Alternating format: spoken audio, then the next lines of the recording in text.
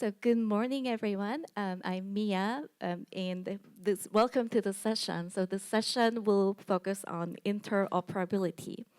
And as you might imagine, for any system to work, the systems and the people should be talking to each other, data should be merged while we are protecting privacy of the users and making sure that the system is inclusive.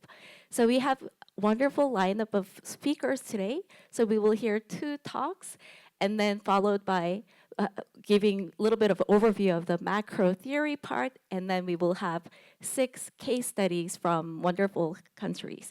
So we will start with the first talk. The first talk will be delivered by Mr. Professor Adeboyega Ozo. And please welcome Professor Ozo.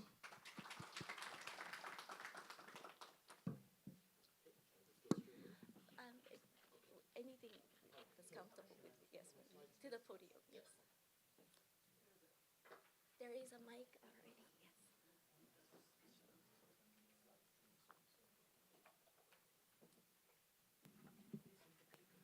Yes.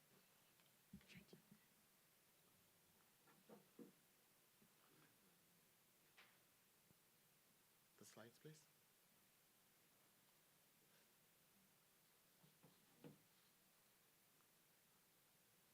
The first one. First one. Yeah.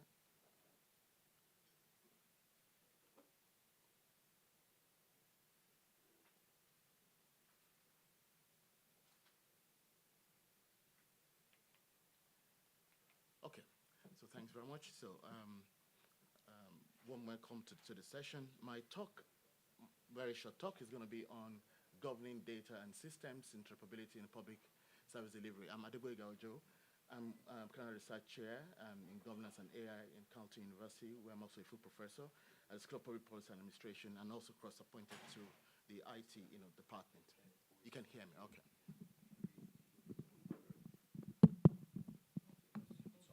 Okay, so I'll speak directly to the microphone. Okay, all right.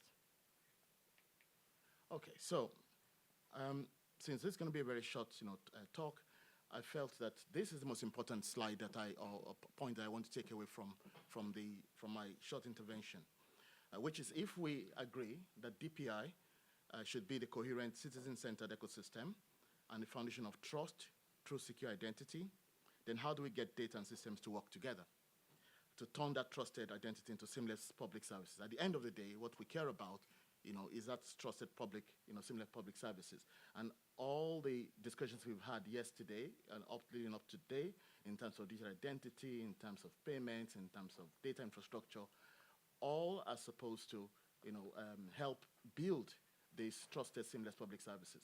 So the question here is that if we agree on that, then what's the most challenging part? How do we achieve that? And my argument is that the governance of interoperability is actually one of the toughest challenges that we have to tackle. Not just interoperability part, which is complex in itself because it's multi-layered, but the governance of that, which is the messy part that we don't all like to talk about, is really the mess that we need to get a handle on.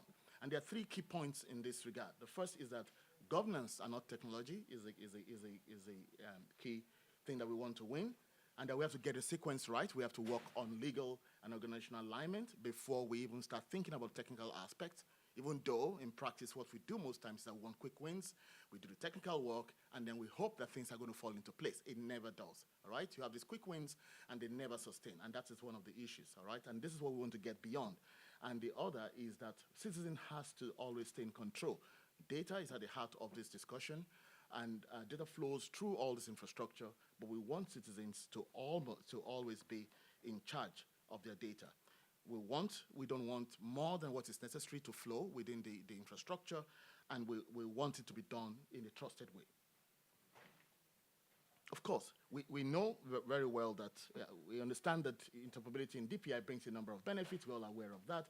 And there are tons of case studies that we're going to hear, so I'm not going to go right into that. But what I just want to emphasize here is that interoperability is baked right into the notion of DPI. So that's just what I would like to emphasize on this slide. There's no separation of interoperability, from DPI. It is really at the heart of it. And again, if you look at some of the interoperability frameworks that we have one of the most popular one is the European Interoperability Framework, which has been there from 2017, and most interoperability framework that we see today build on this framework. Governance actually a layer, there.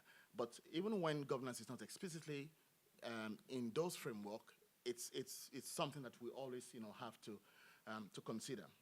And most interoperability framework will have at least 4 levels. We're going to see that there may be other dimensions, to this. For example, some people talk about political, interoperability. That was mentioned in the audience yesterday by, one of the participants. And but even if we take this 4 as the standard that we talk about, my argument again is that as we go up the stack, the complexity actually increases. Technical interoperability is, is what we people we are very familiar with. Industry does a lot to make life easy for us there. Semantic is actually very tough.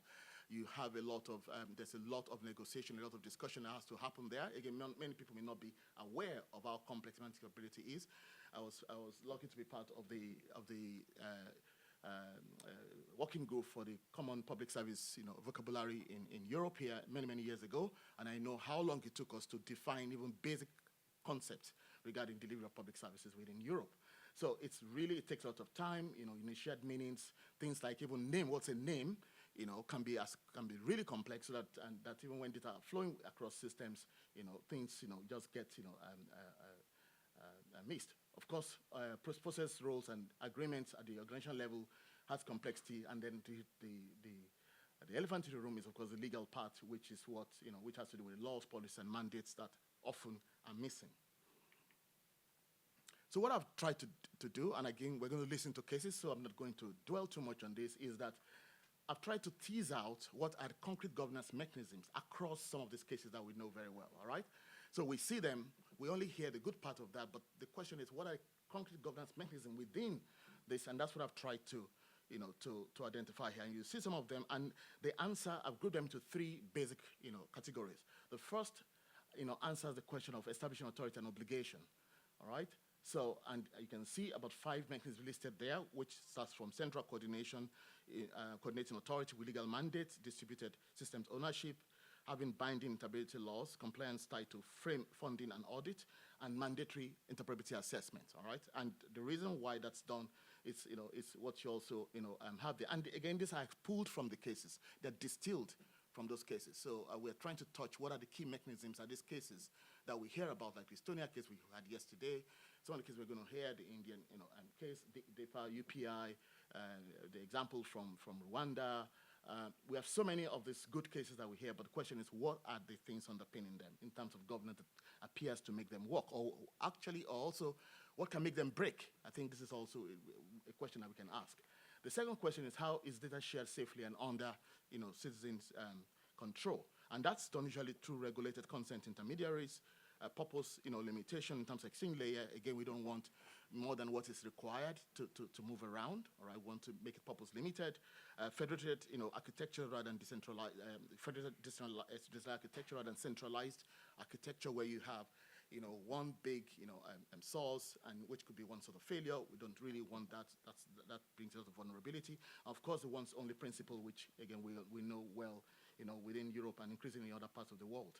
So these are some of the mechanisms that are used in achieving, in ensuring that data is shared safely and under citizen control. And the third part is actually, how do we build, the system in an accountable way? And in that regard, we also have a number of mechanisms, including the use of open standards and open source reference, vendor neutrality, dedicated stewardship, cross-border mutual recognition, mechanisms for safeguards and redress. Okay. Again, hopefully, some of the cases we're going to discuss, will come to this. The other elephant in the room is AI, which a number of you have been talking about. All right, that came up a lot in the discussion yesterday.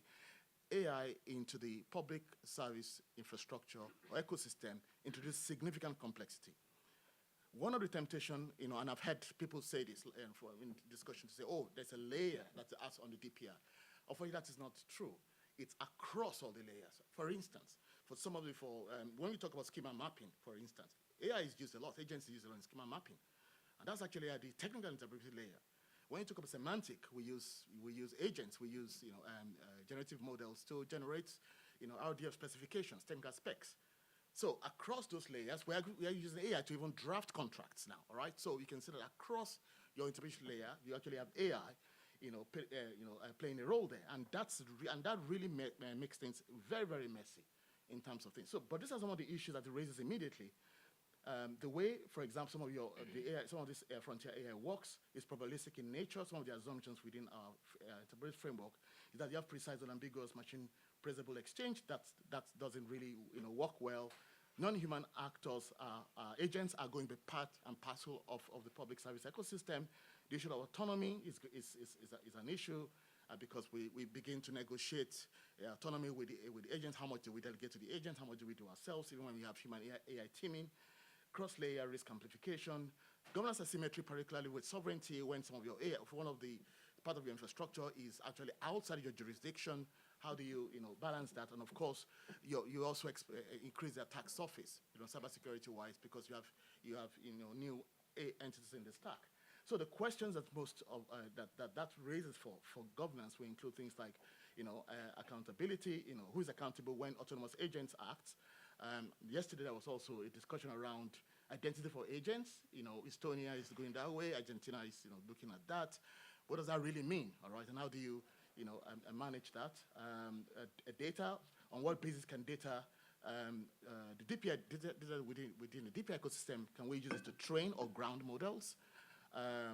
Taking into consideration consent and minimization and provenance, assurance and security, and of course sovereignty, issues like I've explained. So these are questions that policymakers, practitioners need to start thinking about, very seriously.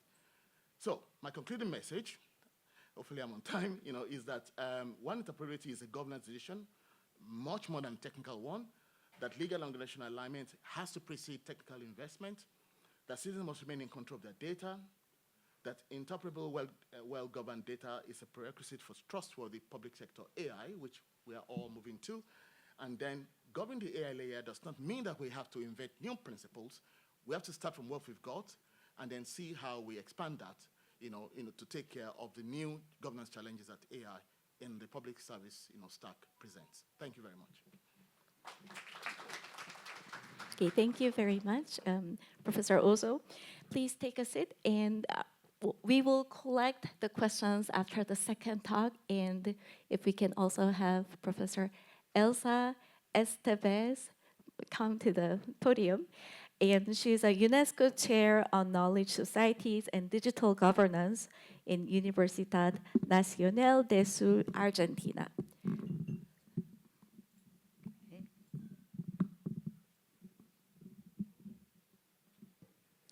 In the meanwhile, let me say good morning to everybody. I would like to thank you, Endesa, Vincenzo, Arpin, the Ministry of Justice of Georgia, and all the organizers for a wonderful event and for us to be able to get together here to share all this knowledge that is so relevant for our countries. So, my talk is about interoperability and data governance, which is aligned with the topic of this session, and mainly to emphasize that these are two core capabilities for delivering value through digital public services. So let me start with the concepts. And in order to introduce the concepts, I would like to first give you a case study. And this is a public service delivered by the Deputación of Albacete. This is like a subnational government. It's like a provincial government in Spain that is responsible for many towns around. And in all those towns, there are no primary school for children. So children need to move from one town to another one, and the government is providing a subsidy for these transport services. So how this has been implemented? The only thing that the government requires to the parents responsible for the child is for them to identify themselves, and then the service is automatically delivered. And the only thing that they do is to identify the person. So this can be done from home, like identification through digital signature, or the parent can move to the city hall and they use biometric identification. No data is exchanged.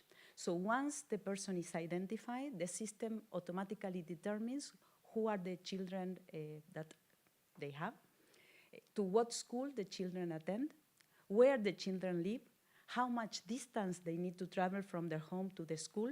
They calculate the transport cost, and they issue the payment to the bank automatically. So how this is done? Through two main interoperable platforms. One is from the Spanish central government, that this is the Spanish data intermediation platforms, that this platform keeps all together, coordinates databases that are maintained by different government agencies that constitute the central registries for the Spanish government. And this platform is enable different government agencies from different levels of government to access this data. And the second interoperable platform has been developed by the Deputación of Albacete and provides core services like authentication, like payment services. So having this case study in mind, let me talk about interoperability. And I invite you to, let's go back to the core definition of the word. So if we divide the word, interoperability means the ability to operate among many actors, okay? And if we think about what type of functions we need to have an interoperability platform, let's say, first of all, we need to connect servers, to connect computers. And this is basically the main level, the basic level, and this is what Boyega and what we call the technical interoperability. Once we are able to connect computers, then we need to exchange data. Also, this is technical level.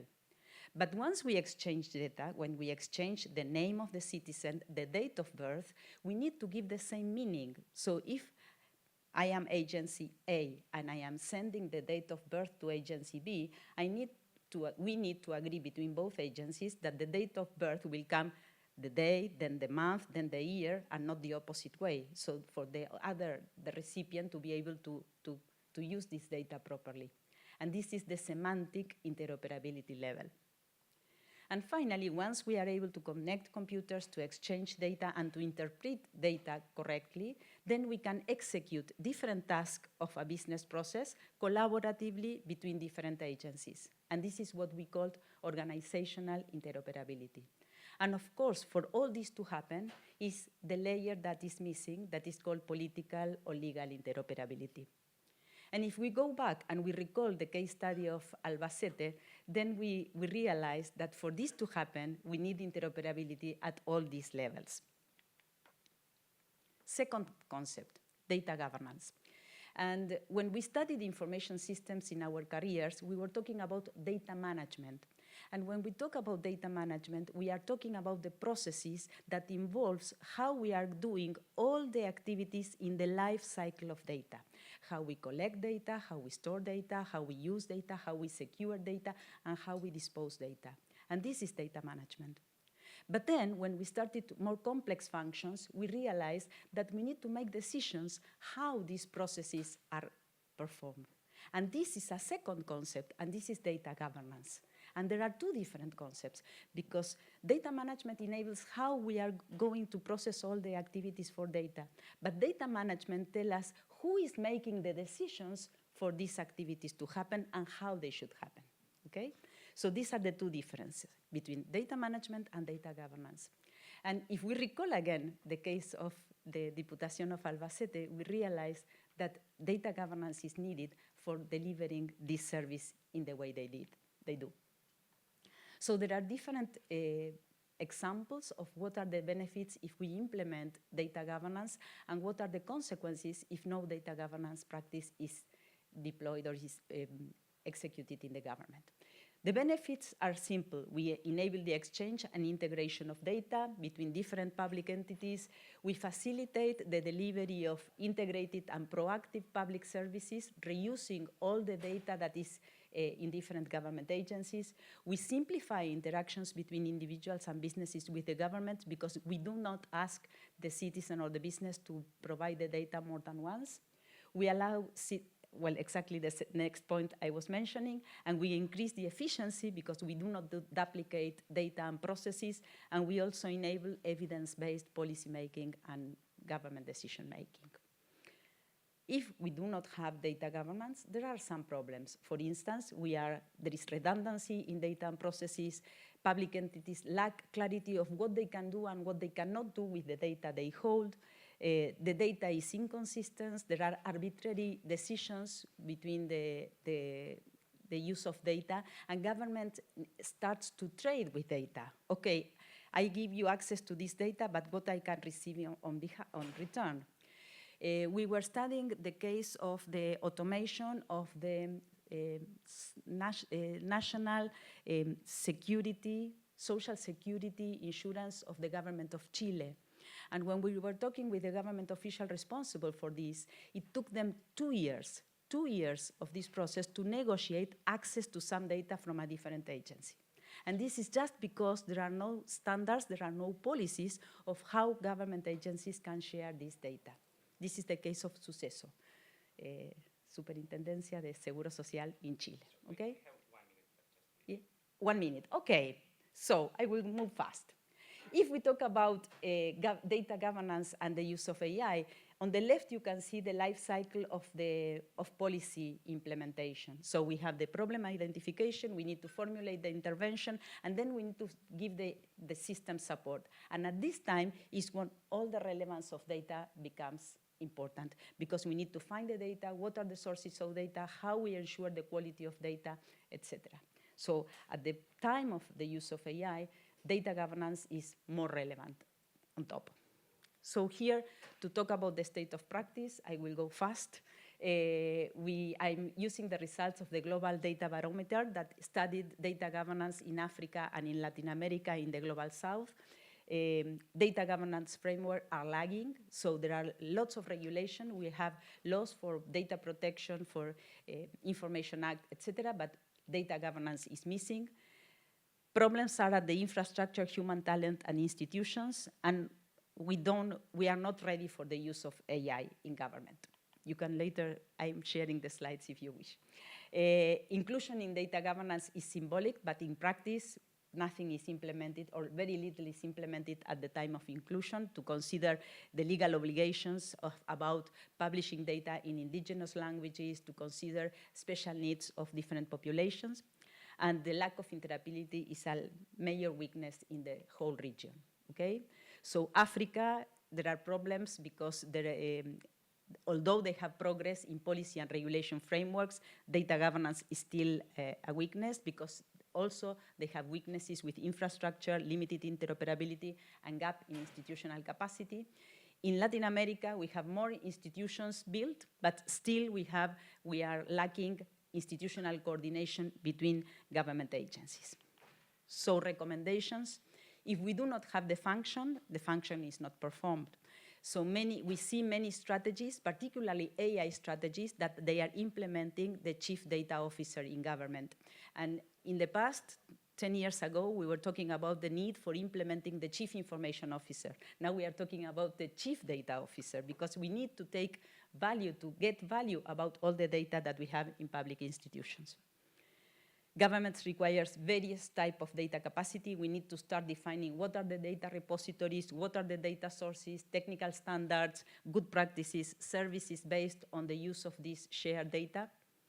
And interoperability and data governance are mainly two core capabilities to be able to deliver value through digital services. And last but not least, human capital is a must. And we need to invest in developing talent, but also we need two types of efforts. Mainly, raise awareness among all levels of civil servants on the importance and how we can get value out of data. And second, we need to incorporate to government institutions new profiles of experts, new type of experts who are knowledgeable in the use of AI, data analysis, data ethics, etc. And I'm sorry I'm including one figure in the last conclusion slide, but this is a good practice from the government of UK, in which they define a digital and data professional capability framework. If you go to the website, you can see all the professions that are required in the government and the responsibility of each role. So here are the references of my talk, and this is the end. Thank you. Okay, so please take a seat, and we will have about 10 minutes of Q&A to both of the speakers. So from the floor.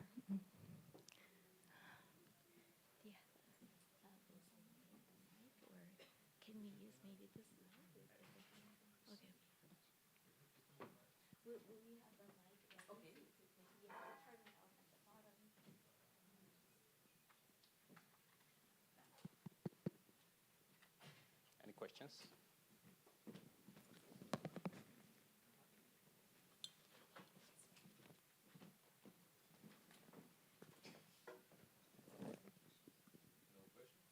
No questions. Then I shall have questions. If I may. Thank you so much for the brilliant presentations. My questions is very short, but I think very important. From the perspective and from the experience of Georgia, we also been trying to build our national interoperability framework based on the European interoperability that you fairly mentioned, which was later updated after 2017. And it's very important to integrate, to have the integrity on the national level, as well integrity in between, for example, for Georgia, the European digital market, right? And the number one task is to create that political will. And what we've done with the help of World Bank was we created two documents. One was the draft interoperability framework document, and another was the light version for the policymakers, since many of them do not have this sufficient technical knowledge or sufficient knowledge ground to really understand the essence. So we changed the language is very important. I wonder if you also have that kind of, what were your strategy in your countries when you started building this interoperability on national level? How you achieved that and how you created that political will that was later translated into obligations of different ministries or different agencies and translated into operational tasks and so on. Maybe I'll just have a quick. So first, I didn't have to do that at any national level. I worked at so while I was working in the Republic of Ireland, I was working at the European Commission, EU level. So I didn't have this country level perspective. But I think your question goes to the heart of this presentation, which is if you focus on the governance, then the question is not about the interoperability. It's about it's about trying to make decisions on how to connect to the system to achieve a goal. So you focus on the goal. What's the goal here? All right, is it better public services? Is it better inclusion? Is it development? Once you focus on that, the politicians understand that language. They don't understand your stack of interoperability layer. But once they know what the goal is, and the decision you're trying to make is how to connect all the pieces to achieve that goal, all right, then they can follow. They don't have to know the details, but if you say, for us to, for example, include these categories of extend service coverage to these categories of our citizens or to the elderly, they know what that means. So they're going to ask you, what would it take? All right, we need to connect these two pieces. We need to do some stuff. Right, just tell me. And then the conversation can go on. And that's why I felt that the key message is focusing on the governance. The governance raises that discussion to that level rather than thinking and trick. I mean, let the technical people handle the technical piece, all right? So across the stack. But I think what's important is that it is a governance question, which is clear goals in terms of where you're going, and in terms of, okay, what structures do we now need to get there? And that level, your politicians understand that very clearly.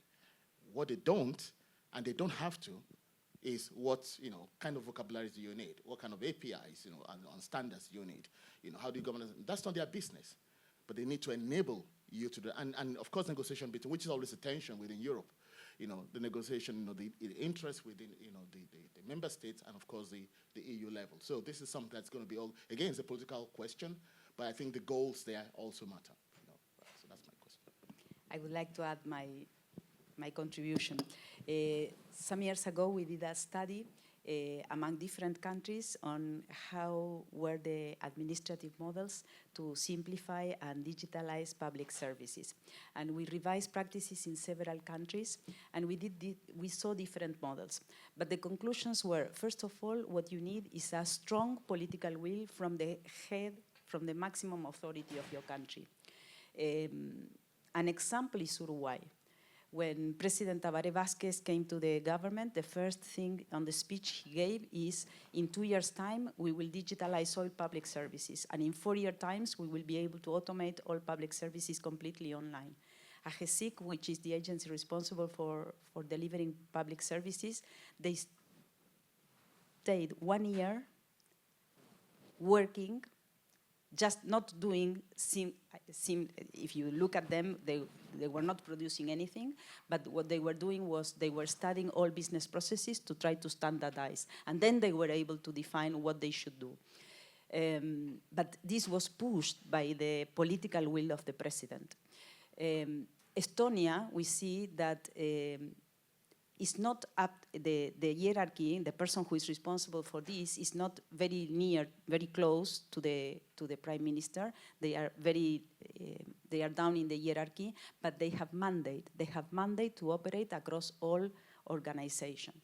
So the main thing, the main result or conclusion that we get is that, first of all, there is a need of political will from the maximum authority of the country, and second, there should be an institution who has power delegated to say how to proceed across all ministries or across all secretaries. In Mexico, we saw something similar, and they created this CIRCHE, Comité Intersecretarial de Gobierno Electrónico, so Intersecretary Committee of Electronic Government, and the president was meeting every 4 months with all the secretaries for them to face give explanations to the president how they were proceeding with the automation, digitalization of public services, and what were the problems they have. So accountability in the execution or in the implementation of the strategy is also very important. So in conclusion, mandate from the political authority, concrete mandate to an agency who is responsible for defining the standards and for implementing the strategy, and accountability and follow-up. And I would say that, as Boyega mentioned, there are 2 levels. One is the coordination body, and the second are the technical teams. The technical teams who define the standards, the practices, how the government should be implementing. But if you don't follow up, if you don't have the mandate to request the different agencies how they are proceeding with implementing something that should be done across the government, it's very difficult to make progress. I would like to add a bit of experience from my country, from Uzbekistan, because last year I spent a year vouching for the new draft law on the data governance in the government, and I would like to share what we learned and what was the lessons learned and where we are on this. I was very much looking at the Inspire directive of EU with the principle collect once and reuse. I think it's fundamental, and basically that's the main message for data governance reforms. I think that not everyone is collecting the same information, but actually you have assigned an authority for specific institutions. They collect, they make sure it's a proper metadata. They really do it under methodology, and others are trusting this. So basically it should be triangulated, it should be cross-checked and everything, but then you pull everything in one place for the government. And the thing is, what's for? And what's for is important for strategic planning, for monitoring and evaluation of state priorities programs, for, if it's necessary, for auditing. Also, part of the data is a public good that's in line with UNESCO commitments as well, and you have to make sure it's by default being shared to people, to academia and others. So we try to make quite, I would say, idealistic law. Right now, we concluded discussions and agreement with every single government institution, and it's just at the very last final stage. What we also put there, that data that is generated by the government institution is free use for, so any part of the government should have immediate access, because if it's generated as part of the working in the government, it is funded by the taxpayers' money anyways. It also will, in my view, hopefully tackle the issue of the barriers put by certain ministries. They don't want to have access to their data. because access to data changes narratives. And that's why it's so political. That's why it's not easy to get this done, unfortunately. And again, I think when you live through this for 1 year and having 25 meetings to discuss with different people, you just realize more that is beneath the surface. In terms of technical part, it's easier because we have international standards now for metadata. You need also to push for classifiers, because if people indicate the word million in your local language in 3 different ways, you would not have any consistency, you will have mess. It is very technical, it can be done within 1 month, it's easy. You need to have, in our case, we put in the law, data chief officers, but also data stewards. The data stewards are those people who understand how to do interoperability. And if someone sends not fit for purpose, they do not accept this data set, they send back and they log it. There should be access to, like logged access. No one will be able to breach, right? Because privacy of data is also important. No personal data should be circulating. It is technical. That's very well understood, and it's easy to be done. But I agree, the political side is different. To enable everyone to have access across the government means there should be full trust. An entire discussion about data governance, in my view, is about trust and about being able to make sure that we all work whole of government without hiding. So the moment we get it signed, I will let you know this great news, but so far we're at the final stage. Let's see. Thank you. You know, thank you very much. Can I add one remark? A very short remark. Can I? Very short. Very short. We need to ensure also that the technical capacities that we develop, they are like a state policy, not an administration policy. Because in our countries, sometimes it happens that we develop some policies, technical policies, and the next administration changes everything, and we go back and we do not build on the previous achievements. So to have continuity on this type of policies is key also, across different administrations of the government. Yes, just a quick addition, and this is from my experience. I sit on the Open Data Governance Board for the Government of Ireland, and I've been there for a long while, so we have a lot of experience in this. I just want to say, what I will add to your programs is look also for the incentives for why your government agents, for why the employees, your public servants must do what you are mandating them to do. The law is not enough. The authority is not enough. Most times, these poor guys are doing extra work. It's just extra pressure for them. People don't understand that. So internal marketing incentives for why they have to do that extra bit, even though it's for the public good, has to be tackled. If you don't do that, the laws are there, nothing's going to change. I think that's a great wrap up for the first part of this session. So let's give big hands to our 2 speakers. Thank you so much.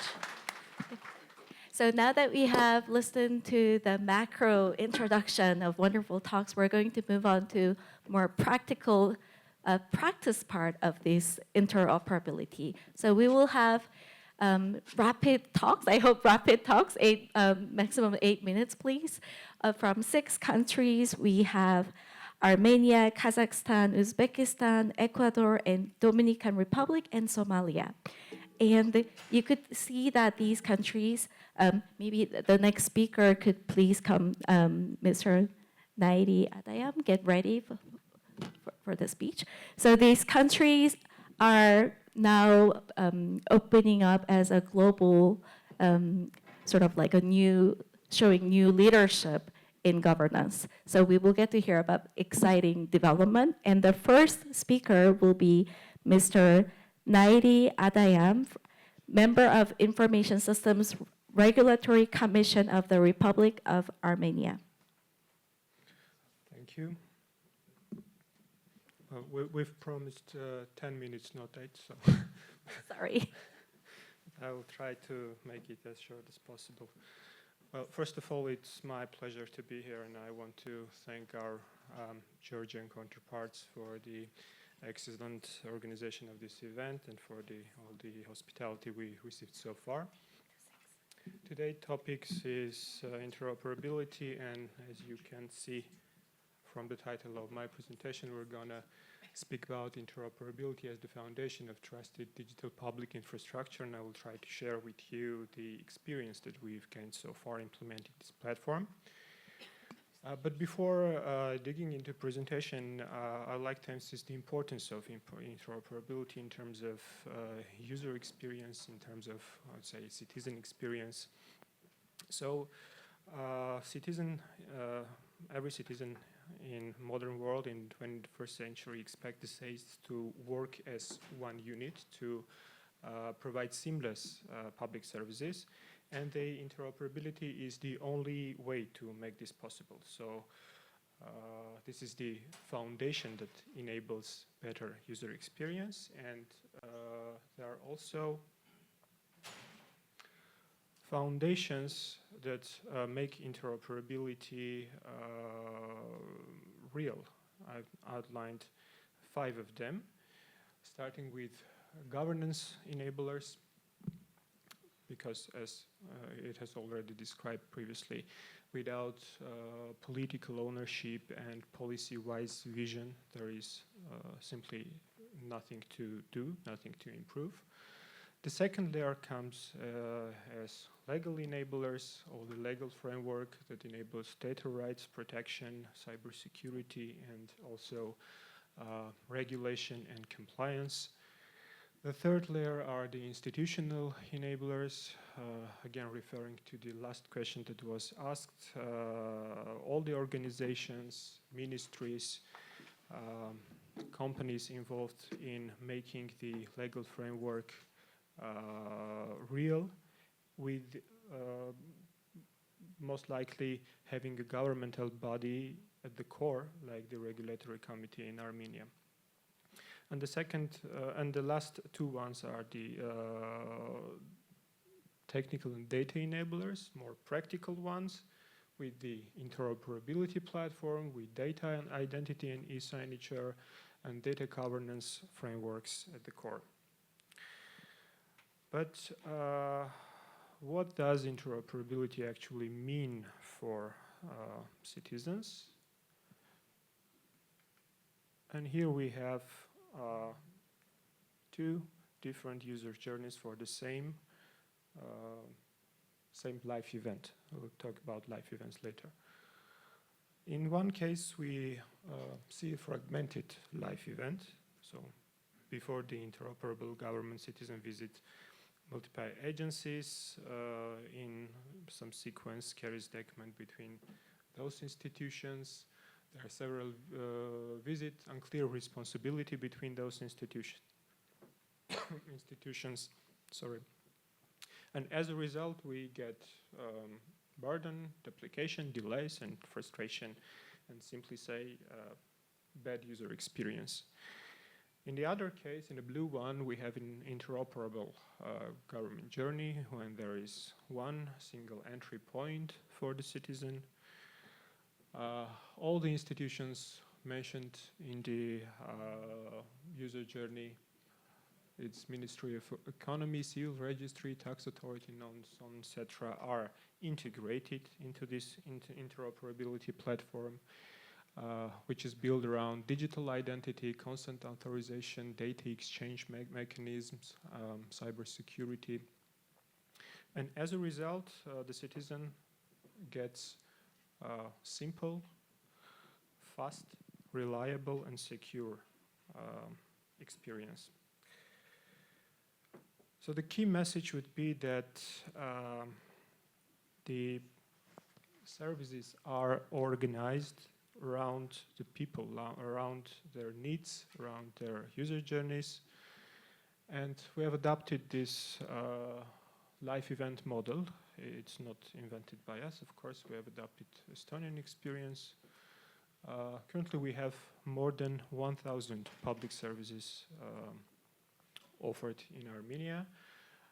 And we have categorized those and grouped those public services within those 12 live event groups. And you can see the example of birth of child, where several public institutions are involved in this live event. And again, with a single sign-on, and providing the consent only once, the citizen gets access to the whole user journey using their digital identity, and the data is exchanged between those institutions. So not the citizen is traveling from institution to institution, but the data itself is exchanging between those institutions.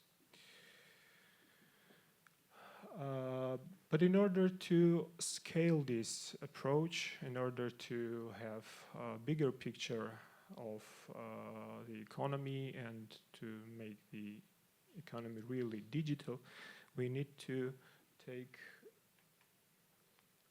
our glance at the architecture of a country. And here is the digital society and economy architecture from the perspective of Armenia. You can see the live events as the first layer, service delivery channels like unified portals or mobile application as the second one, platform services, or in other words, shared services like digital identity, signature, other services offered in Open Service Hub is the place for public and private partnership particularly. As a third layer, and core components, interoperability platform, we had adopted X-Road platform, API management system, cybersecurity, of course, enabled as the fourth layer. The fifth layer is the data layer with all the registries and data catalogs. And infrastructure layer to host these registries, we have adopted cloud-first policy for the country. But of course, in this layer, the thing is not just about hosting those platforms, but also about secure networks. And last but not least important, enabling capabilities. It's not technical layers, but still we have a lot of things to do in order to enable this layer. Is the capacity and skills building necessity in order to make this architecture work. And once it's work, what the job is done, we get this trust framework for digital government, which is built taking into account those 5 pillars, as I think, the identity part, privacy part, security, governance, and transparency. In other words, trust is not consequence of interoperability, is the prerequisite for it, and without trust, there is no interoperability, and it's not possible to launch this interoperability. And if we take a glance from the user perspective and speak with the, for example, let's say, use case, and as a citizen, I'm sorry, it is very important to mention that as a citizen, I always control my data and permissions. So not the institutions, not the government is the owner of data, but the citizen himself. Citizen sees who uses the data, when and why, and gets notified about all the accesses and uses of their data. And we are learning by doing. We are doing all the architecture layers simultaneously, which is hard to implement. And here are some lessons learned from our side that could be useful also for your cases. The first one is that governance is the foundation. So we need to start early by the laws and regulation and framework before proceeding to technological part. The second one is that you need to start from citizens and not institutions. So again, the human centricity and UX is core concept need to take into account. The third pillar is digital identity that enables everything. That secured, verified, and identity is the key to trust, as already been mentioned. And the fourth one, that this trust must be engineered with legal framework, all the data protection rule, transparency. And the last one, that interoperability is really a national capability, and in order to enable it, we need to invest in standards, shared platforms, and regulation as well. That's it from my side. Thank you. Okay. Thank you so much, Mr. Atayam. That was from Armenia, and we are, so we can get ahead with, yes.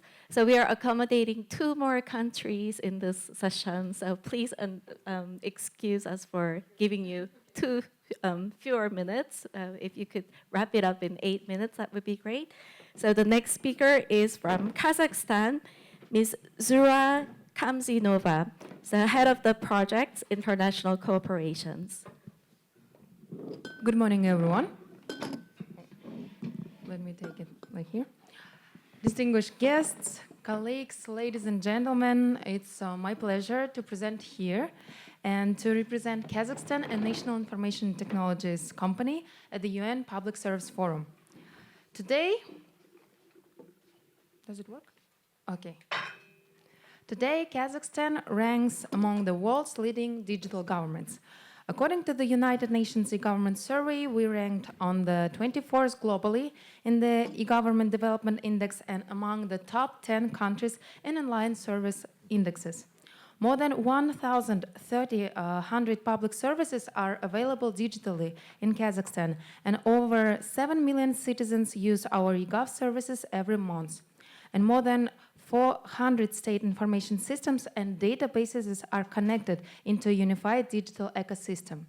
Before that, I would like to mention that the main governmental agency which is in the charge of the digital in Kazakhstan is our Ministry of AI and Digital Development. We also have the institutes of the chief digital officers all around the other ministries, and these vice ministers who are in the charge of the digitalization, they actually take the actions according to our digital strategy and agenda. All these achievements, they became possible because we treated interoperability not as a technical project, but as a national capability. When we speak about the interoperability, we often focus on technology like APIs, platforms, databases, and standards. For usual person, it doesn't mean anything.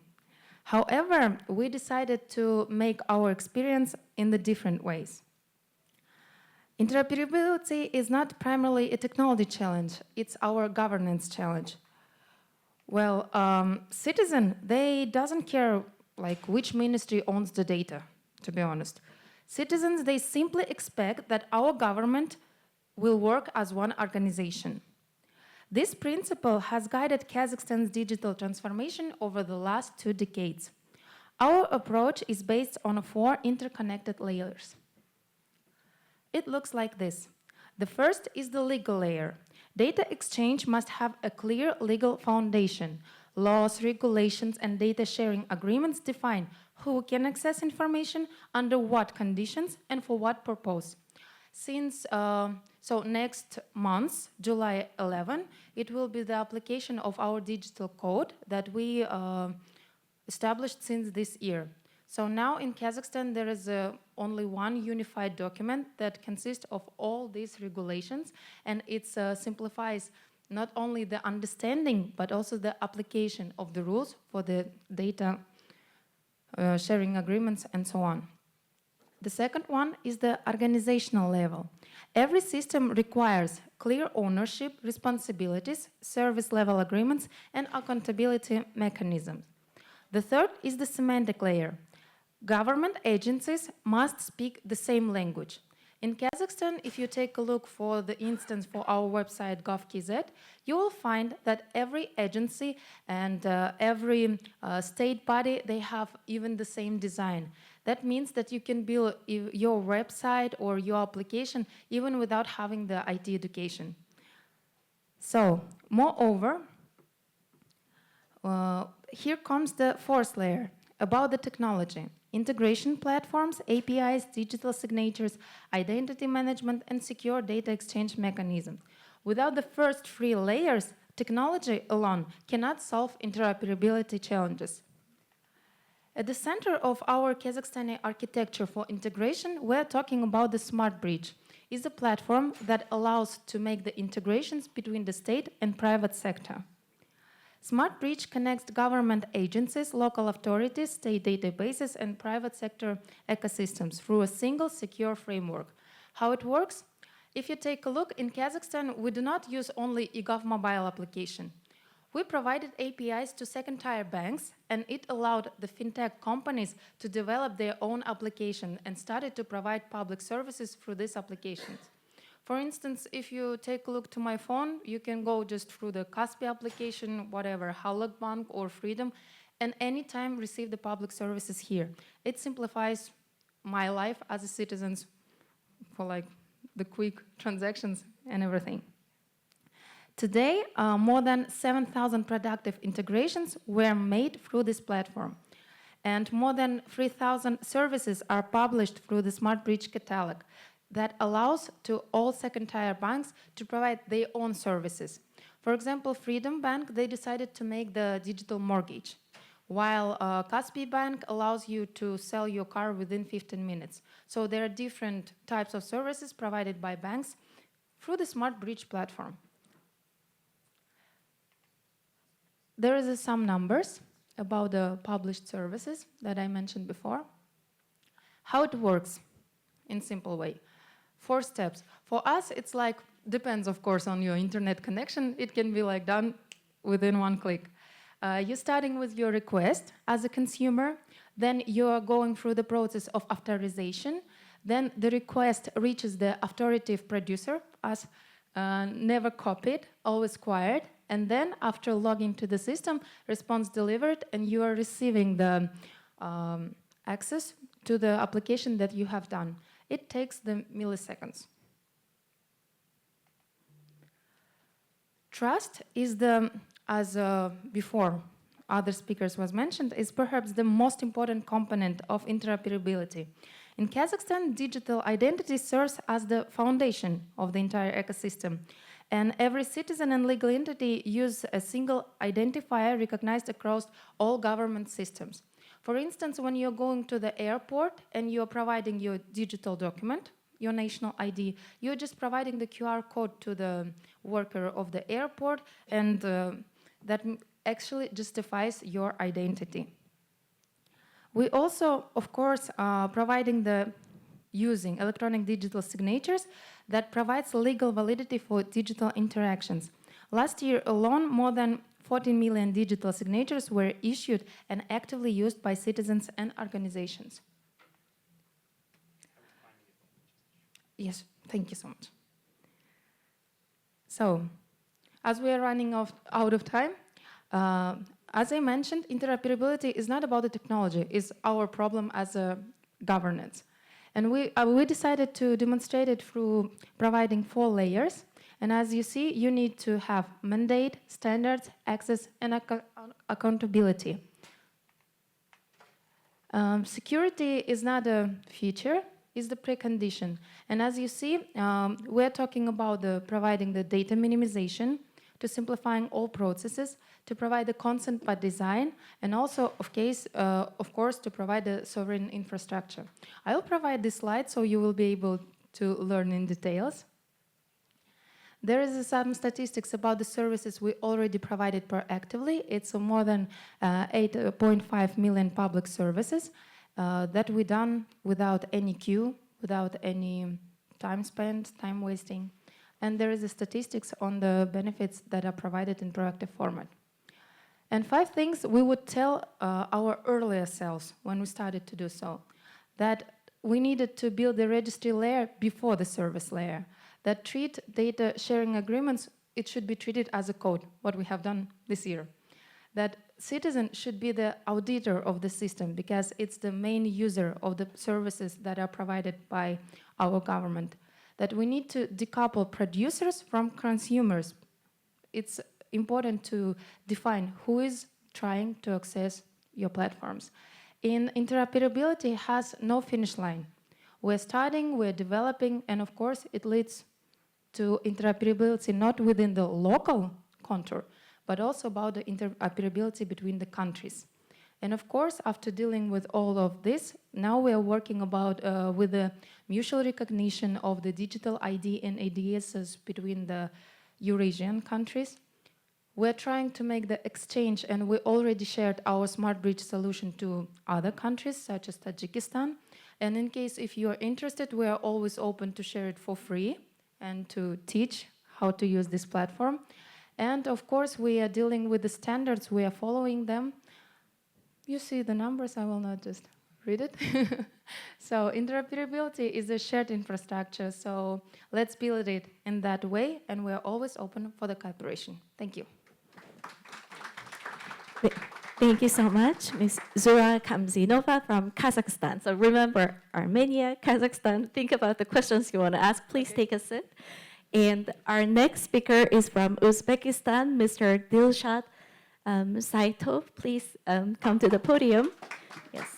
He's the head of division for cooperation with international rating organizations, digital governance projects, management center.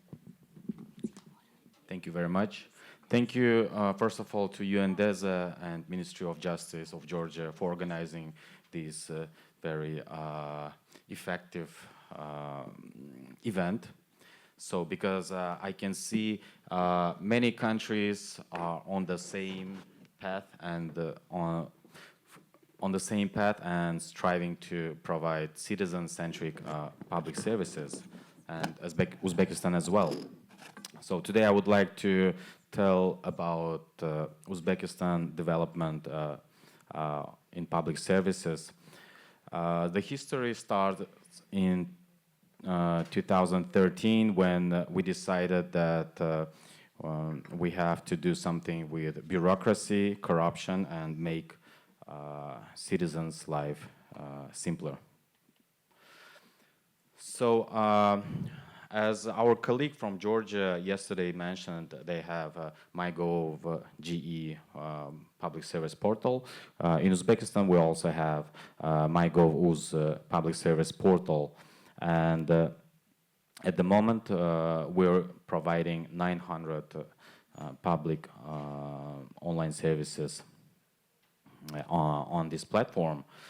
And out of about 40 million people in Uzbekistan, more than 15 million people use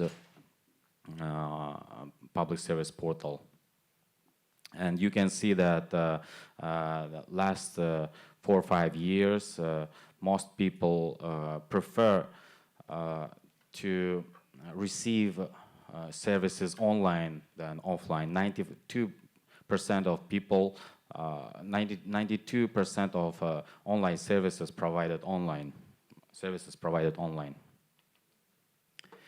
We also develop mobile application of MyGov.uz portal, and at the moment we have around 680 digitalized services, and around 14 million people use mobile applications. So you can see that in 2025, most people used mobile application to receive online services. And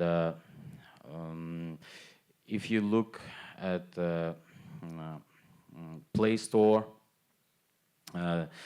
people download this application, and among local applications, it's in top 3 applications, and among all applications that downloaded in Play Store, it's in top 5 applications.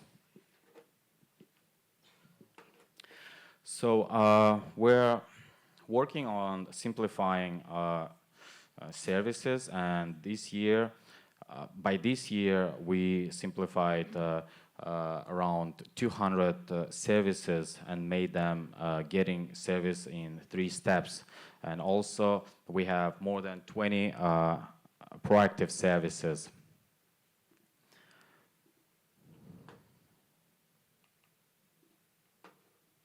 So we discussed integration between systems yesterday and today. So we have interagency integration platform that only government entities can exchange data, and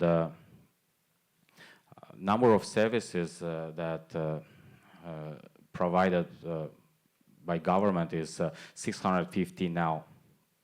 And also we have digital data platform which is made for private sector, so G2B platform. So there are 180 services provided in this platform.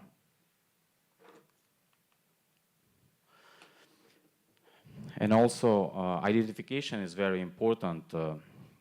We have a single identification system which is called OneID, and all the citizens that would like to receive any kind of public service, or for example buy a ticket, train ticket or plane ticket, they have only one ID, and they just log in and all information is already inside. So this single identification system unifies around 1,200 systems, and more than 14 million people already use this OneID and already have ID in the system. And to improve the platform, we're working on a new stage of the platform, which is called Oasis. And this platform includes Oasis ID, Oasis payment and data and services and other systems, and also secured by cybersecurity shield, and from one side, and provides services, online services from the other side. So this system is made to provide quick services to people and quick exchange, data exchange between government organizations, and also uses one entry, data entry principle. So it means when you enter one kind of data in one system, and this data can be seen in other systems, and you don't need to enter it again. So it is also very important to improve infrastructure. We are developing digital data center phase 2. Phase 1 was launched in 2022, and we realized that we need more capabilities data center. So we're building another data center in Uzbekistan.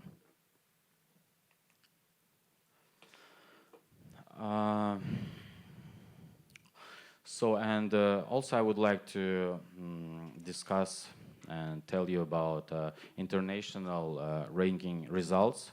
Uzbekistan is on 63rd position in e-government development index by UN.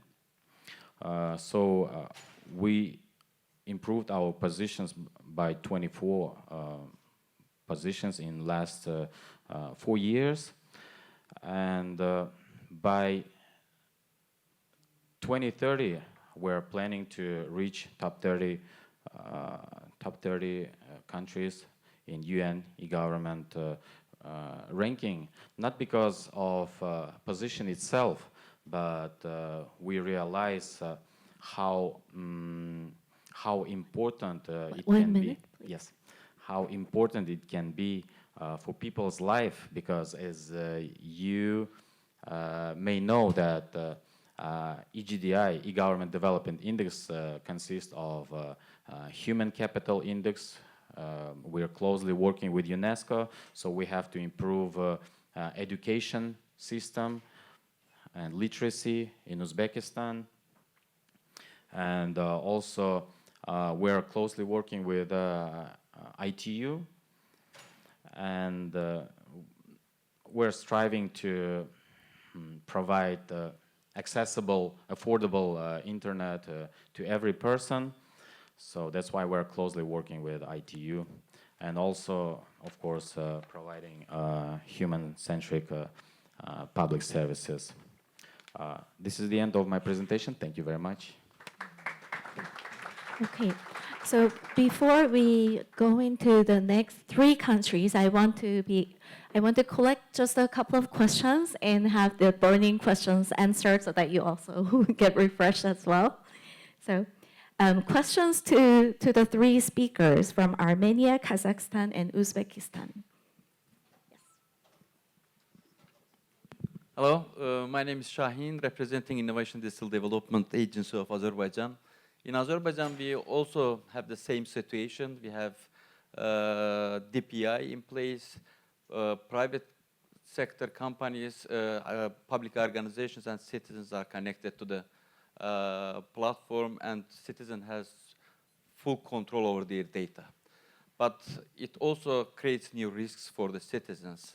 For example, companies are asking citizens to give the consent for data sharing, but depending on the digital literacy awareness of the citizen, sometimes they don't care about sharing data, and they give consent to all data.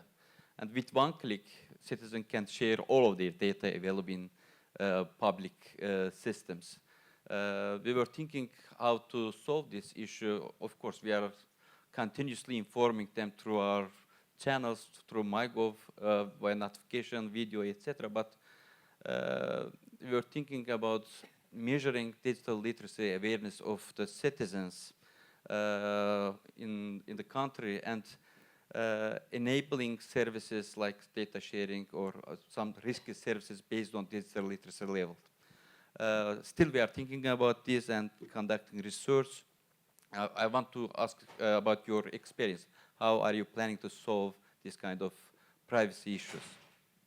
Thank you. Privacy issues and maybe super quick remarks for all 3 of you. Well, thank you for the question. It's a really hard question, really hard one for emerging economies like in South Caucasus or in Central Asian countries. We have the same issue, and I've outlined in presentation as well that the capacity building is one of our main priorities, and that capacity building is relevant not only to public institutions, but also and most importantly to the population. I think the one pillar that we should concentrate on is the final implementation of digital identity mechanism that is planned to implement it in September of this year in our country. And the approach that you have suggested is very interesting, and telling the truth, we still need to consider about risk-based approach. But again, this is a very hard topic to discuss because from the legal perspective of view, the citizens owns their data, and we have adopted a decentralized approach, which means that one of our missions, core missions, is to enabling both public agencies and citizens to manage this data in correct way. Okay, 30-second remark. Okay, so I checked the article of the digital code that we are implementing this year, and actually according to the article 36 and 37, now our citizens, they can see who actually applied to their data, because your consent is not enough, but now you have like journal of the what types of company has applied to your data and for who you gave your consent. And that means that actually it will be a lot of complaints in case if you're going to a journal and checking that this company used your data, maybe with your consent or without it. And moreover, we are dividing like the electronic digital signature and your SMS code that when you given consent to the application. For instance, if you use the SMS code, it's okay for the push or for the like digital approve, and your one-time code for the just applications from the companies. But if you are taking the like the strict or serious contract, you should use your digital signature. And this process takes more time and of course means that you're proving what you are doing. So this is how we are regulating now the situation with the digital literacy. And of course, the state now, when there is a data leak, we are obliged to notify the citizen that there is a data leak. And after that, you can go to EUTNISH and complain about the data leak and try to solve it with the public service. Yeah. We'll come back to you at the end. Okay. Yeah, data privacy is very important. So to handle it in Uzbekistan, first of all, we use a single identification system. So all the people, you're using only one identification system to enter multiple systems. So, and first of all, so using identification system, and the second, we are paying attention to cybersecurity shield from the other hand, and we are improving, making internal audits and also independent international audits for cybersecurity. This is how we handle privacy. Okay, so we'll come back to more discussion, but let's also hear from the next three countries. So the next speaker will be Mr. Sebastian Calderon from Ecuador. He is the Executive Secretary of the Council for the Protection of Rights of CUENSA.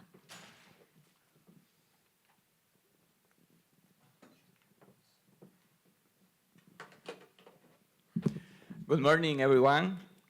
Greetings for Cuenca, Ecuador. Today I have the honor of representing my country. A person's life is not depend on the fact that institutions exist. It always depends on whether that institution communicate, connect, and act together. I don't come from the world of technology. I am a clinical psychologist. I am an attorney. My daily work focuses on protecting human rights, local public policies, and building connections between institutions.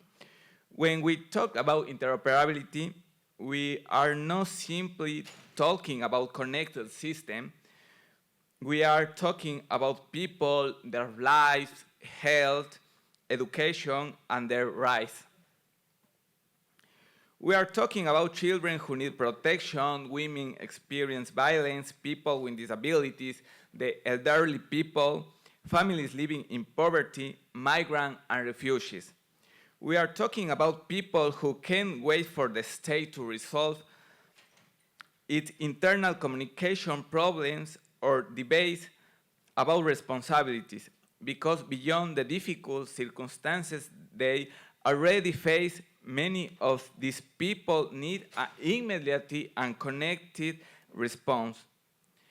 In my role leading of the Council of Human Rights, we received an alert about a young girl, the police that found a 10-year-old girl living in a situation of violence.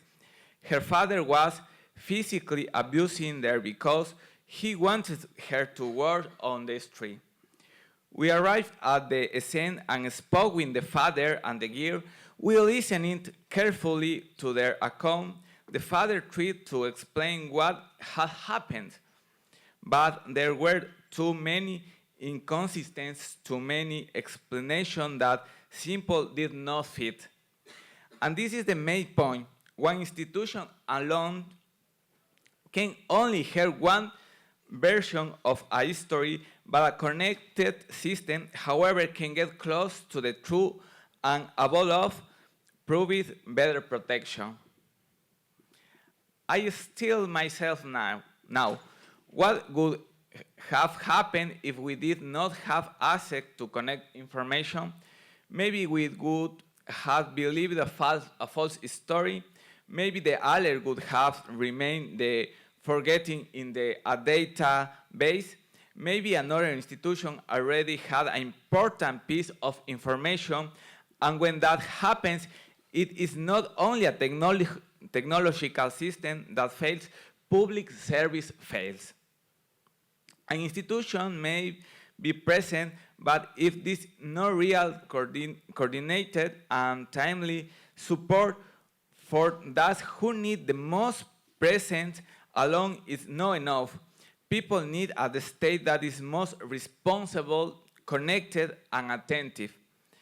The state cannot ask a vulnerable person to move from office to office simple so someone can finally understand their situation. It can ask them to repeat a painful story over and over again. That is why, for us, interoperability is dignity. It is dignity because it prevents unnecessary repeat of suffering. It is dignity because always the state to arrive before it's too late. It is dignity because it transforms another in a real action.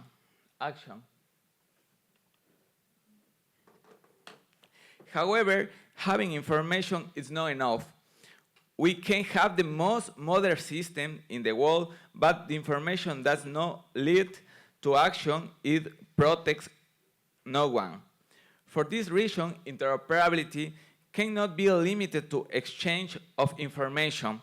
It must evolve into shared responsibility. In case of violence or violation rights, information must connect and public action must connect as well. Health service, social protection, the justice system, schools, and local governments must work together. When they do not, the person is left completely alone against the system. In the case of the girls, I had an important question. Were the previous event, did she have a medical history? Were there early signs of violence that we did not see? Was this real the first time, or was this simply the first time the system could truly see the case? Later, we understand that this was not an isolated event. There were indications that the girl had previously been treated for the injuries that at the time has been explained in a different way. However, these issues open a delicate debate, and we must address its responsibility, healthy data, information about children and adolescents, care of violence, people with disability, migrants, people living in poverty, and family circumstances are all sensitive matters. Of course, this information must be protected through strict rules, ethical and clean limits. Nobody is suggesting that data should circulate with safeguards. Nobody is suggesting that private information should be exploited or used irresponsibly. However, protect data cannot mean unprotecting people. Preserving confidentiality cannot mean closing our eyes to real danger. Confidentiality cannot become a wall that leaves a victim alone. What we need are policies that create strong safeguards, but also exceptional ways when there is a serious risk of harm. This requires a public infrastructure that works, that cares, that responds and explains its action. In Cuenca, we have learned that complete protection cannot be built by a single institution. Okay. It is building through coordination, interdisciplinarity teams, and dialogue between institutions, and one key point, no institution protect alone. protection requires all institutions, all. When I say all, I mean all. If each institution keeps its own parts of the story, the person remains unprotected. Interoperability should not be seen as a luxury. It should be recognized as a basic condition to truly protect rights. Cuenca does not come here to say it has all answers. I come from the city that learns and improves, but I also come with a conviction protecting rights require coordination, humanity, and public responsibilities. That's the most important shift we need to make to stop thinking about interoperability only as institution efficiency and start thinking about it as a real just. Because for a vulnerable person, a fragmented system is not merely an administrative problem. It can become another front of neglect by the state. Interoperability for inclusion must have aligned these 3 points. First, protection information. Sensitive data require space, care, and absolute respect for the human dignity. Second, activity and timely response. Another that does not come action does not protect rights. Third, transparency.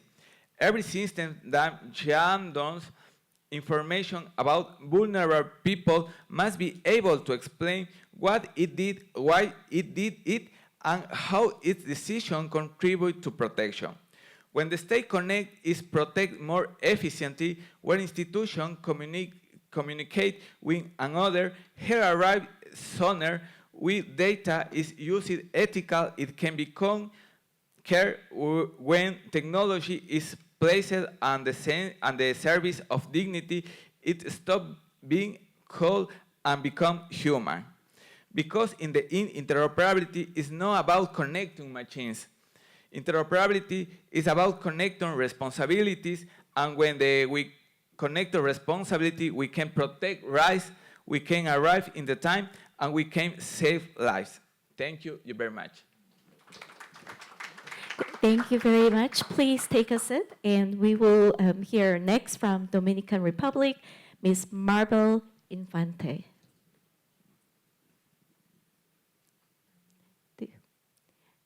Do we have Dominican Republic in the room?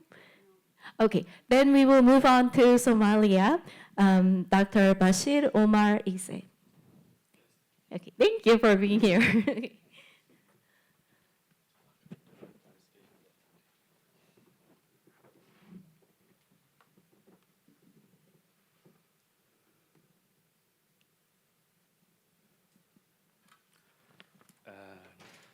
Ladies and gentlemen, distinguished delegates from the world,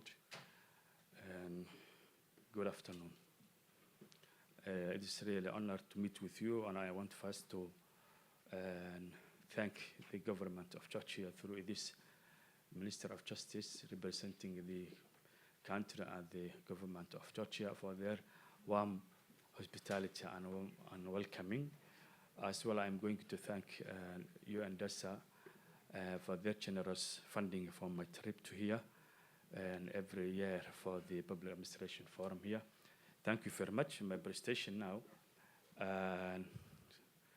starting with the, I can use this? Okay. My presentation is about DPI in Somalia, and the call to really take action. And because we want to also recover from the conflict, long-standing conflict in Somalia, so we have to also use this technology so we can overcome the resource scarcity, we can develop next generation administrators, and we can rebuild our country through this technology. Before I go to the presentation, I want to give some brief introduction to Somalia, because maybe we have had by most of you, sometimes when you're in Somalia, you always will remember something called piracy, You will remember something called terrorism. You will have, because yesterday one of the organizers, church organizers, I was asking, do you know Somalia? She was saying, yes, Somalia. Yeah, I heard sometime there is a pirates in Somalia. So I want to introduce Somalia now in a new phase. This in Africa, civil war always goes on, but our name, when you see the media in some countries, they always take the negative side of our country. So I'm going to give some introduction to Somalia, and the time is chasing, you know. Geographically, we lie in East Africa and having a coastline, long coast and coastal line and maritime routes, and more than 3,300 Indian Ocean and Red Sea. The people in Somalia are estimated to be 19 million something. Our culture is mostly in Arabic background, and we are among Arab League and African Union. And we've been recovering from a prolonged civil war, which is based on clan-based civil war. Now, why is it important that I'm talking today digitalization? Because the era of the digital and the mobile and emergency, like something 2000, something the next millennium, in Somalia was in a civil war. So now, after the world was advancing, we have been in conflict internally and externally. Then now we are leapfrogging everything, and we are going to catch the world. So we started to change our plans, national transformation and development plan, which was incremental aid projected planning, and to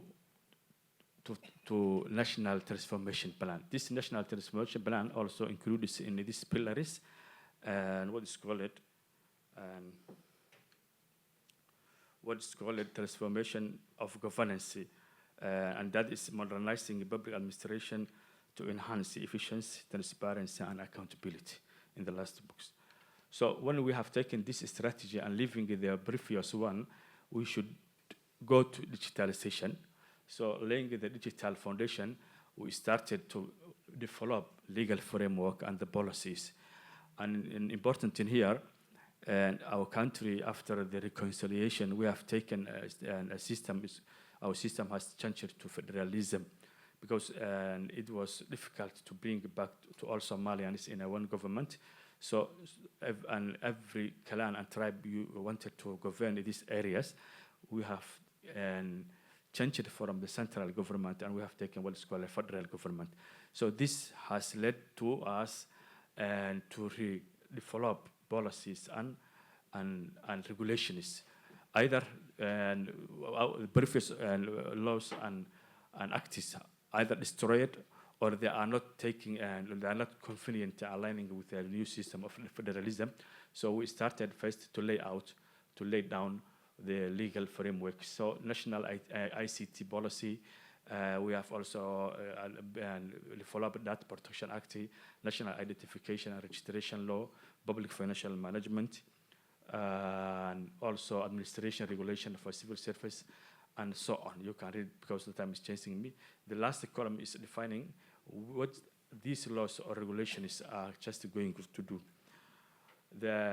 After having place the regulations and the foundations of legal framework, we have moved to digitalizing the civil service and public finance.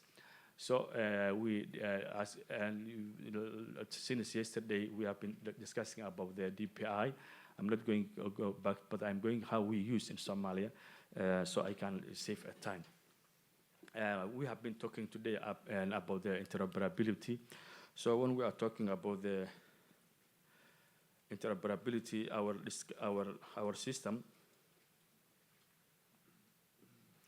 is going to connect the layers of three layers of identity, payment, and data exchange, and to connect national, to utilize security open application programming, to govern security data exchange between the federal ministries, departments, and agencies. By standardizing how systems communicate, the framework ensures that the student's record and a citizen text filing, and the patient's medical life can be instantly verified against the national and digital ID database without compromising the data subject's privacy and the ownership rights. So, and we have developed the national ID, and I'm going to show here what we have done in the platforms that's existing. We have developed a national digital ID, and we say in our language e-aqoonsi, so it is online. And the last year, 2025, 1 minute, and on the one, okay, 25, we have registered 1.5 million. It's SWIFT. These are also systems that, yeah, thank you very much. So instant payments, and also we have developed civil service HRMS, which allowed us to overcome a lot of barriers, because you know, if the civil servants or if you do not have proper IT payroll systems, there have been a ghost workers we have omitted from there, so we have been losing money resources in something that doesn't exist. Okay, coming to conclusion, this is helping us in the state building, and we are going to catch the world that was ahead of us by digital education, capacity building, and also we've developed national ID NERA, what we call NERA law, so we can develop a national ID. These are what I have been talking all the day. The conclusion, many slides. So since I have I have to go to the next generation. And we are going to use this advanced AI, and so it can interact like this way. Since we are now doing well in the digitalization, and we are going to move to the next generation administrators, so we can utilize the AI in the coming years. Okay, this consideration is when we are going to integrate the AI. Okay, thank you very much. I have to say for 1 minute for you. Thank you so much. Please take a seat. And now we have some time for the Q&A. And at the end, I will ask our two speakers to give a short remark as well. Coming back to two of you. Yes, Elsa and yeah. So, okay. So questions to the cases of the countries, and maybe focusing on like the last two countries, as well as the earlier countries as well. Thank you. We were talking a lot about trust, yes? So I see that from the practice, we have done many progress in terms of technical capacities for the government, in terms of all these technical infrastructure that enable us to interoperate. However, I have some idea from the research point of view of how we can build trust. But I would like to ask you that are in practical experience, if you, in your governments, do have some hints, some ideas on how to build trust, because we talk about this, the need to paradigm shift in trust in government, but if you have some advice, practical advice on how we can build trust between government institutions to use all this technical infrastructure. Thank you very much. Thank you. It's a very important question. In Cuenca, we have a small system in a community that have a data of schools, hospitals, private information or family, and connect. It's a big system, it's a small system because Ecuador don't have a police for protection of data. And I think that the persons that work in a protection system who we can't to use a system.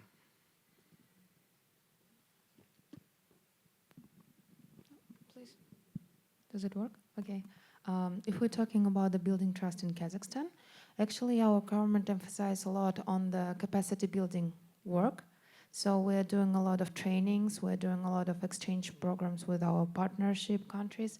Moreover, we have our own programs such as AI Sana, which was built for the public servants. And one of the last programs that affects a lot It was the AI Leaders Program for the top executive leaders who can implement then AI, how to implement the AI and build the AI trust in their organizations. So do you know there is one book named like 3 Cups of Tea, if I'm not mistaken, about the educational part? Then when you are starting to change the world, you should start with the education. This is how we are doing in Kazakhstan. Moreover, we have different programs such as Tehorda, which allows you, even without your IT background, to be involved to IT. We're also doing the programs for kids, for the students. We have a huge now AI Sphere, AI National Center, where the people can learn how to be digital, how to build the trust. So I think that's the most important work that we're doing besides the technical part. Thank you for the question. I would outline 2 layers. The first one is not my domain, though. It's political layer. I mean, being a democracy or striving to be a democracy and being elected in order to make this political vision to reality and build trust towards society. And the second pillar is more technological. I've presented in my speech. It's enabling identity management mechanism, privacy, cybersecurity, and governance as well, plus transparency, which lead to, again, returning to the question, the previous question asked by our colleagues from Azerbaijan, which brings to more user-friendly framework for the citizen. And in that case, citizen see who has access to their data, he can control that data, he gives his consent. But of course, I admit that this takes time. Thank you. Okay, thank you very much. Coming to that question, and how can we build a public trust? I think it was that. And we can build a public trust by giving a quality service, digital quality service, and by having a strong internet, and meeting the expectation of the citizens in terms of security, in terms of convenience. And if the citizen, when they are using these platforms, cannot have their convenience, and they are afraid of just losing their identity and privacy, the public trust cannot hold. So in Somalia, we always emphasize how we can make these platforms to be very secure. We have already been talking and passed several laws and regulations that we can guide the security. And also, for example, now we mostly use what's called mobile money. And my citizen, when when I want to remit money from here, I have a platform connected to my bank account. So I want now to send money to my family and directly. If I am not satisfied with this service, and I'm afraid that my money will go to a stray or somewhere that I was not extending, and I will not have the trust that way. So we always build the trust on the good quality service. On this, in Somalia, still we have the physical service to the public. So we can say the digital services are more secure and and creating public trust than the physical service, which was maybe can be corrupt sometimes. So that is how we can build in my opinion, public trust in these services, digital services. Thank you.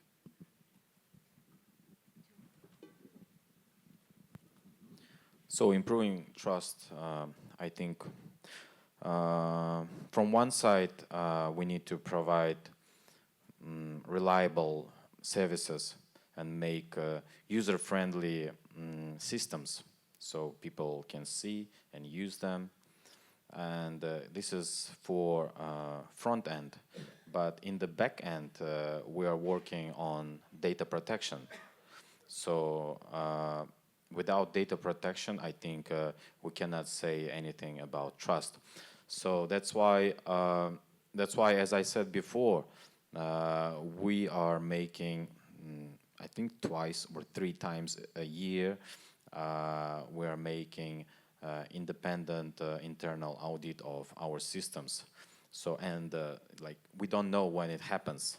Like some independent organization starting attacking our systems, and we have to protect them. We don't know, like, they are, like, it's a kind of education alarm, but we think that it's real attacks. But we successfully have solutions for these attacks, and I think this increases trust of not only trust of citizens, but our own trust in our systems as well. Yeah, thank you. Okay, so we keep coming back to the problem of security of the data, but we can also think about the other opportunities. So maybe some questions or comments on non-security events.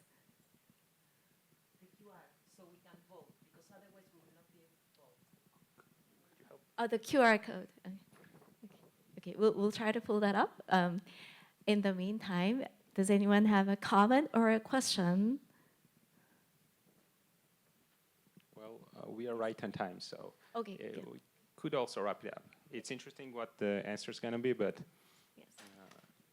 yeah. Maybe we could also to do that on the next session, maybe. Yes. Okay. So this, yes. So here's the QR code. Yeah.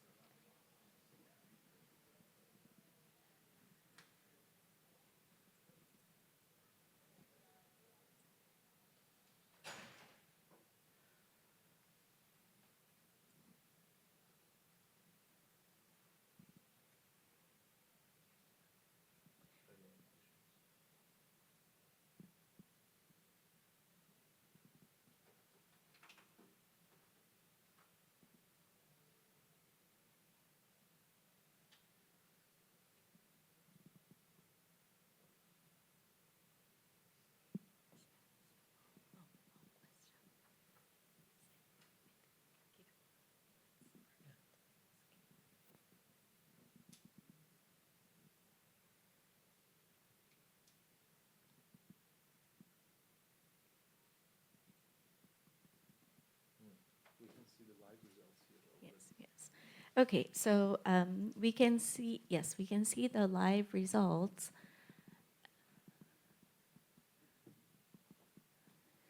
I cannot read.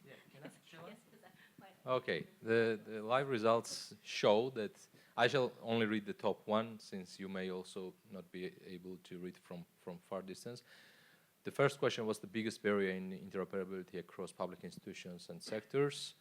The 3 options could have been chosen. So the top 3 is weak institutional coordination, fragmented legacy systems, and lack of common technical standards. The second question was which benefit, and that also will become the part of the report of the session, likely, right, Arbina? Yeah, which benefit of the interoperability is most important for citizens and businesses, and the winner is the faster and simpler services. What should governments prioritize to enable trusted data sharing? The top 3 options were chosen as clear legal basis for data exchange. That echoes the whole session. Privacy and personal data protection safeguards, and institutional coordination mechanisms. But clear legal basis for data exchange is way ahead than other responses. Okay, so I think that's a very good, it really reflects our discussion today. And there was a request from the back that the case studies are tremendously interesting and whether the slides could be shared. And if the speakers agree, please send the slides to, yes. So we will find ways to share the slides. And I think there were lots of wonderful quotes throughout the slides. The quote that I remember is a little bit shocking, that the citizen does not care who holds the data. And I think that's something that we can also remember as well. So thank you so much. Enjoy your lunch, and we'll see you back after lunchtime. Thank you. And let us also thank Miss Mia Cha, our moderator. She's had a panel with by far the most participants, so big thank you to her. Thank you.